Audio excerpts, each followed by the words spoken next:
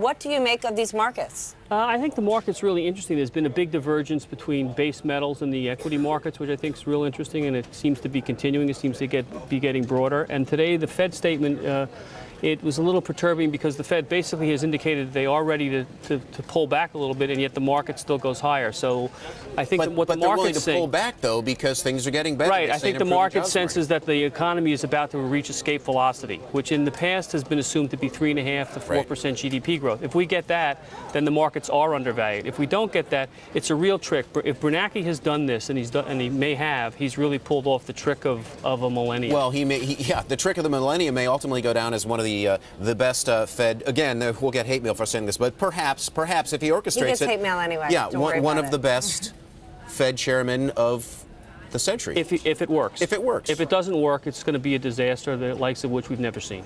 But are investors even paying attention to fundamentals, or at this point, do you just need to focus on Mario Draghi, the BOJ, and the Fed? Doing whatever Mario it takes. Draghi, the BOJ, and the Fed. Fundamentals matter, but they don't matter as much as the fact that there's Isn't a tremendous amount of money. scary? Yes, absolutely. This market is on heroin, and that heroin is easy money. And that as long as the market continues to have heroin, it'll appear to be okay. But once it has to withdraw, then it's going to have its problems. Which is why, and I'm fascinated by this, you call America the Switzerland of the 21st century. I do, right, because you really began to see huge moves of money from Europe into our markets about 4 weeks ago. And that was when Cyprus was really churning and beginning to become very problematic. That movement continues, and now we're starting to see money come in from Japan. So what's happening is in economies where the currency is suspect, and obviously in Cyprus and maybe in Europe, bank accounts are suspect, you're seeing money come to where it's going to be safe. And where it's going to be safe is here in the U.S. Not necessarily in the banks, where you're going to get no return, but in the U.S. equity markets. The U.S. equity markets are the Switzerland of the 21st century. And people, as you have pointed out in a number of your writings, and when you come on the show, they've been buying the big, safe, conservative, dividend-paying names, and yet you say move away from that, start buying some of the more cyclical names. Absolutely. I love technology, and I love parts of the energy market. I love domestic energy, natural gas, for instance. Marcellus Shale, all the shale plays look pretty good to us.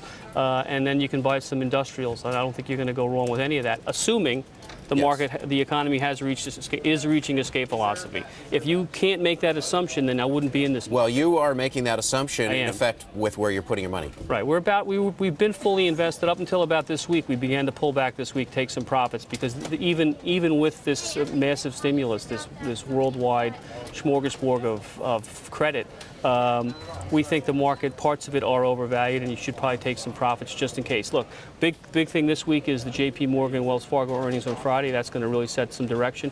And then you have IBM next week. If IBM what are you expecting out of the banks? I'm expecting pretty good earnings out of the banks. You know, they've got their credit under control. They've got margins under control. They don't really have a lot of issues at this point in time. Their real issue is net interest margin spread. And if rates are going to go up, and the bond market today is indicating that maybe they're going to start, then that's going to go away. So I think if it's a net interest margin problem, the market will ignore that and take the banks higher. And by the way, I got a note.